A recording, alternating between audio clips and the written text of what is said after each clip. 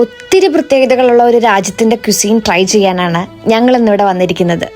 ആദ്യം തന്നെ ഫുഡിനെ പറ്റി സംസാരിക്കാം. ഞങ്ങളിന്ന് ട്രൈ ചെയ്യുന്നത് എത്യോപ്യൻ ക്യുസീനാണ്.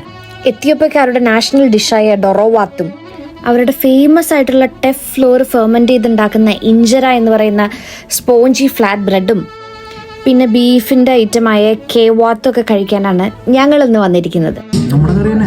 ഈ എത്യോപ്യൻ ക്യുസീൻ ട്രൈ ചെയ്തപ്പോൾ ഞങ്ങൾക്ക് തോന്നിയത് നമ്മുടെ ഇന്ത്യൻ ക്യുസീനായിട്ട് ഒത്തിരി സാമ്യമുണ്ട് ഇവരുടെ എല്ലാ ഡിഷസിനൊന്നാണ്.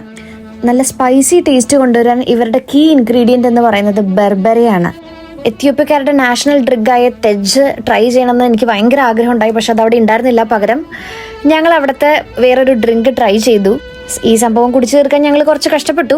ഒരു വെറൈറ്റി ട്രൈ ചെയ്യണമെന്ന് തോന്നുമ്പോൾ എന്നാ ഒട്ട് രുചികൾ മാറരുത് എന്ന് കരുതുമ്പോൾ നിങ്ങൾക്ക് ട്രൈ ചെയ്യാൻ പറ്റുന്ന ഒരു ക്യുസീനാണ് എത്യോപ്യൻ ക്യുസീൻ. പിന്നെ നമ്മൾ എരിവ് കഴിച്ച് ശീലിച്ചവർക്കൊക്കെ ഇതൊരു എരിവേ അല്ല. ഇനി എത്യോപ്യനെ പറ്റി 2 വാക്ക്. രാവിലെ തന്നെ ഉണർവോടെ പണിയെടുക്കാൻ ഒരു കാപ്പി കുടിച്ചേ മതിയാകൂ എന്ന് പറയുന്ന ആൾക്കാരില്ലേ, അവർ നന്ദി പറയേണ്ടത് എത്യോപ്യക്കാരോടാണ്. കാരണം കോഫിയുടെ ബർത്ത് പ്ലേസ് എത്യോപ്യയിലാണ്. പിന്നെ ഈ എത്യോപ്യയിൽ 12 മാസമല്ല, അവർക്ക് 13 മാസമുണ്ട്. എത്യോപ്യ എന്ന് പറയുന്നത് വേൾഡിലേക്കും വെച്ച് one of the oldest countries കൂടിയാണ്. പിന്നെ ഏറ്റവും പ്രധാനപ്പെട്ടത് അവരുടെ സൺറൈസ് 1 മണിക്കും സൺസെറ്റ് 12 മണിക്കുമാണ്. അതായത് എത്യോപ്യക്കാർക്ക് അവരുടെ സമയം.